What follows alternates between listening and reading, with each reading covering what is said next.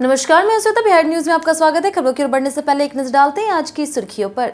शिक्षा विभाग का बड़ा कदम। बिहार में जुलाई से शुरू होगा शिक्षकों का बड़े पैमाने पर तबादला। ऑनलाइन पोर्टल से होगी प्रक्रिया।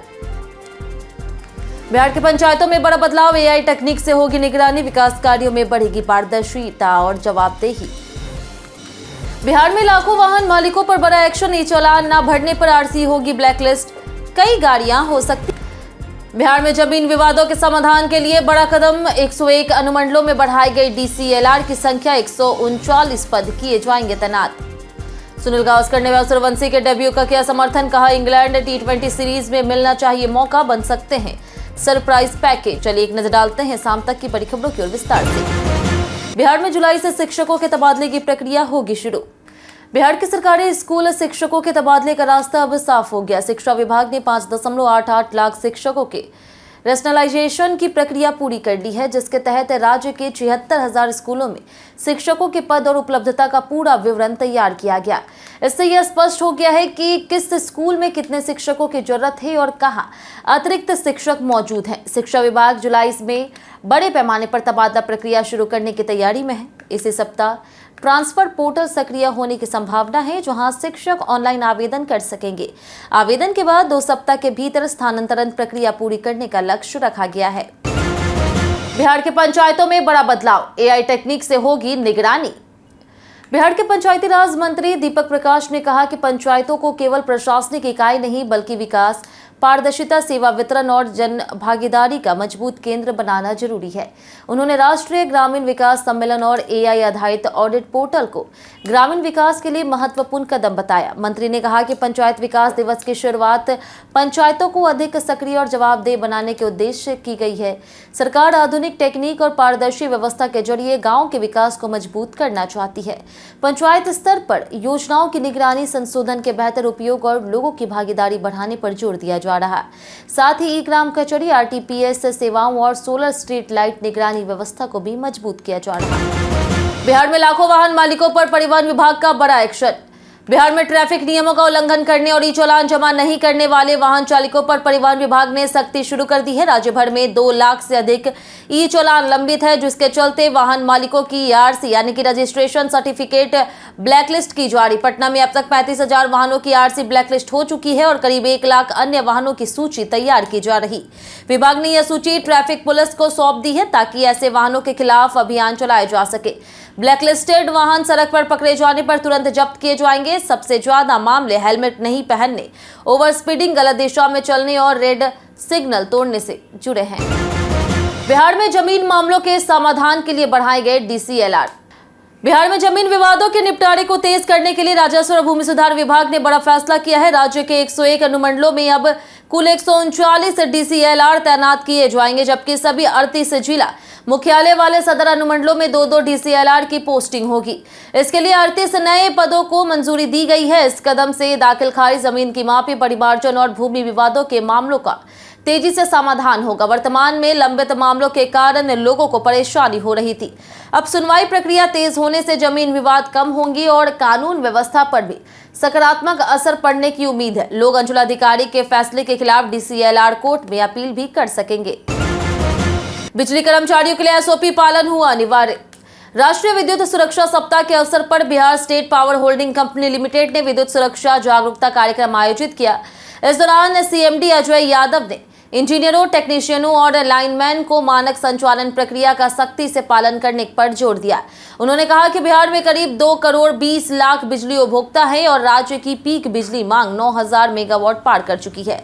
ऐसे में सुरक्षित संचालन बेहद जरूरी है। अधिकारियों ने कार्य से पहले शटडाउन, आइसोलेशन, इंसुलेशन, अर्थिंग और व्यक्तिगत सुरक्षा उपकरण के उपयोग को अनिवार्य बताया। कार्यक्रम में विशेषज्ञों ने शॉर्ट सर्किट से आग की घटनाओं की रोकथाम, आधुनिक सुरक्षा टेक्निक और विद्युत सुरक्षा के महत्व पर जानकारी दी।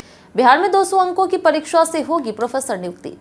बिहार के विश्वविद्यालयों और अंगीभूत कॉलेजों में असिस्टेंट प्रोफेसर भर्ती प्रक्रिया में बड़ा बदलाव प्रस्तावित किया गया। ड्राफ्ट स्टैट्यूट 2026 के अनुसार अब केवल शैक्षणिक उपलब्धि और इंटरव्यू के आधार पर नियुक्ति नहीं होगी। अभ्यर्थियों को 175 अंकों की लिखित परीक्षा और टीचिंग स्किल टेस्ट भी पास करना होगा, जिसकी वीडियो रिकॉर्डिंग की जाएगी। चयन प्रक्रिया कुल 200 अंकों की होगी, जिसमें 175 अंक लिखित परीक्षा और 25 अंक इंटरव्यू के होंगे। इंटरव्यू में 13 अंक टीचिंग स्किल टेस्ट के लिए निर्धारित किए गए हैं। एनईटी या फिर एसईटी अनिवार्य रहेगा, जबकि कुछ पीएचडी धारकों को एनईटी से छूट मिलेगी, लेकिन परीक्षा देना तो जरूरी होगा। पटना में नए फ्लाईओवर रैंप से ट्रैफिक जाम से मिलेगी राहत। पटना में ट्रैफिक जाम से परेशान लोगों के लिए राहत की खबर है। करबगिया गोलंबर के पास मीठापुर फ्लाईओवर को न्यू बाईपास फ्लाईओवर से जोड़ने वाला नया रैंप अगले माह के दूसरे सप्ताह से शुरू होने की संभावना है। उत्तर दिशा का रैंप लगभग तैयार हो चुका है और अंतिम फिनिशिंग कार्य तेजी से चल रहा है। इसके शुरू होने के बाद मीठापुर फ्लाईओवर से आने वाले वाहन सीधे न्यू बाईपास पहुंच सकेंगे, जिससे करबगिया गोलंबर पर ट्रैफिक दबाव कम होगा। इससे लोगों के समय और ईंधन दोनों की बचत होगी। वहीं दक्षिण दिशा के रैंप का निर्माण कार्य जारी है, जिसे अगस्त तक पूरा करने का लक्ष्य रखा गया। इसके साथ दोनों दिशाओं में यातायात और सुचारू हो सकेगा। बिहार के 175 डॉक्टरों ने अब तक ज्वाइन नहीं किया पद। बिहार के सरकारी अस्पतालों में डॉक्टरों की कमी दूर करने के लिए नियुक्त किए गए 175 विशेषज्ञ और सामान्य चिकित्सा पदाधिकारियों ने तय समय सीमा के बाद भी ज्वाइन नहीं किया है। बिहार तकनीकी सेवा आयोग के माध्यम से इन डॉक्टरों की नियुक्ति की गई थी, लेकिन अब स्वास्थ्य विभाग के सामने नई चुनौती खड़ी हो गई है। स्थिति को देखते हुए सरकार ने सख्त रुख अपनाते हुए डॉक्टरों को 10 जुलाई तक ज्वाइन करने का अंतिम मौका दिया। इसके बाद भी योगदान नहीं देने पर उनकी नियुक्ति रद्द की जा सकती है। इस बहाली एनेस्थेटिक्स, जनरल सर्जन, शिशु रोग विशेषज्ञ, स्त्री रोग विशेषज्ञ और अन्य महत्वपूर्ण पद शामिल है। डॉक्टरों के नहीं पहुंचने से अस्पतालों में मरीजों की विशेष सेवाओं की कमी का सामना करना पड़ रहा है। दरभंगा एयरपोर्ट पर लैंडिंग के दौरान स्पाइस जेट विमान का फटा टायर। दरभंगा एयरपोर्ट पर सोमवार को लगातार तकनीकी समस्याओं के कारण विमान परिचालन प्रभावित रहा। मुंबई से आई स्पाइस जेट की फ्लाइट की लैंडिंग के दौरान उसका एक टायर फट गया, जिससे यात्रियों को झटका लगा और कुछ देर के लिए अफरा तफरी का माहौल बन गया।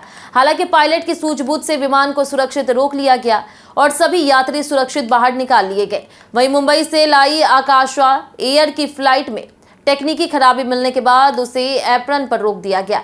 दोनों विमान खड़े होने से एप्रन में जगह नहीं बची, जिसके कारण दिल्ली से दरभंगा आने वाली इंडिगो की फ्लाइट को पटना डाइवर्ट करना पड़ा। मंगलवार को भी उड़ानें प्रभावित होने की संभावना है। भरत तिवारी एनकाउंटर केस में सुप्रीम कोर्ट ने सुनवाई से किया इनकार।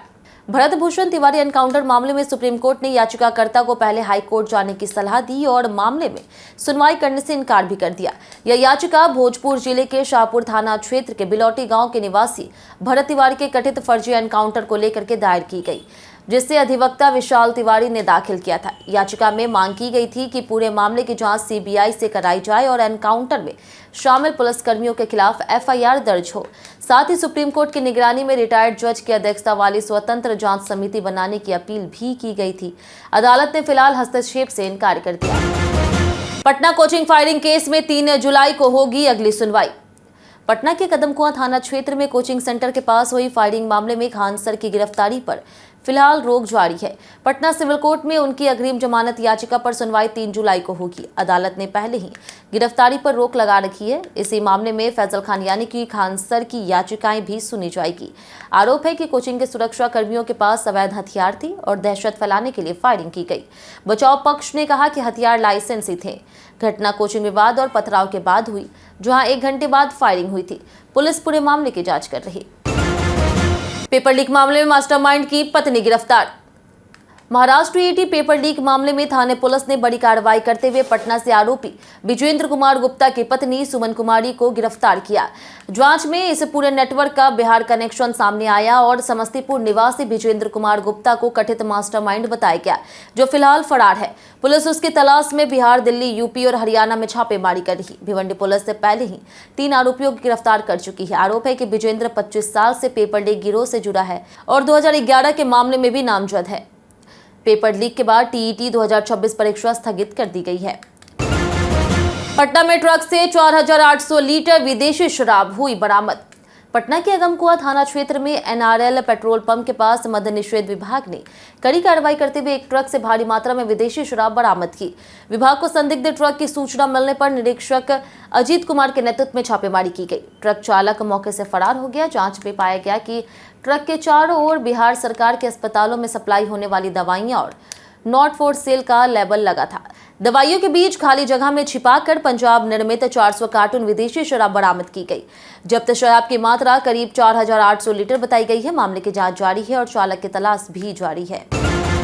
खगड़िया में सॉल्वर गैंग का भंडाफोड़, 15 लोग गिरफ्तार। खगड़िया पुलिस ने बिहार पुलिस रेडियो ऑपरेटर प्रतियोगिता परीक्षा में धांधली का बड़ा खुलासा किया है। जांच में सामने आया कि सॉल्वर गैंग ने अभ्यर्थियों से परीक्षा पास कराने के लिए 6 लाख रुपए तक का सौदा किया था। इस मामले में पुलिस ने अभ्यर्थी, शिक्षक, सॉल्वर गैंग सदस्य और एक परीक्षा केंद्राधीक्षक समेत कुल 15 लोगों को गिरफ्तार किया है। आरोपियों के पास से कई अहम दस्तावेज, mobile phone, blank cheque, ATM card और वाहन बरामद हुए हैं। अभ्यर्थियों से ब्लैंक चेक लेकर के बाद में रकम वसूलने की योजना थी। वहीं अन्य जिलों में भी परीक्षा में गड़बड़ी के मामले सामने आए, जहां नकल और लापरवाही पर प्राथमिकता दर्ज की गई। पुलिस पूरे नेटवर्क की जांच कर रही है। सुनील गावस्कर ने वैभव सूर्यवंशी के डेब्यू का किया समर्थन। महान बल्लेबाज सुनील गावस्कर ने युवा क्रिकेटर वैभव सूर्यवंशी को लेकर के बयान दिया है। उन्होंने कहा है कि भारत के मजबूत टॉप ऑर्डर में इस 15 वर्षीय खिलाड़ी को शामिल करना चुनौतीपूर्ण होगा, लेकिन इंग्लैंड के खिलाफ T20 सीरीज में उनका डेब्यू होना चाहिए। गावस्कर के अनुसार सूर्यवंशी का निडर खेल इंग्लिश टीम को चौंका सकता है और वो सरप्राइज पैकेज साबित हो सकते। हालांकि उन्होंने यह भी कहा कि अभिषेक शर्मा और संजू सैमसन की सफल ओपनिंग जोड़ी को तोड़ना आसान नहीं होगा। गावस्कर ने माना कि आयरलैंड दौरे में डेब्यू न मिलने के बावजूद टीम के साथ उनका अनुभव फायदेमंद रहा और वह भविष्य में बड़ा असर डाल सकते हैं।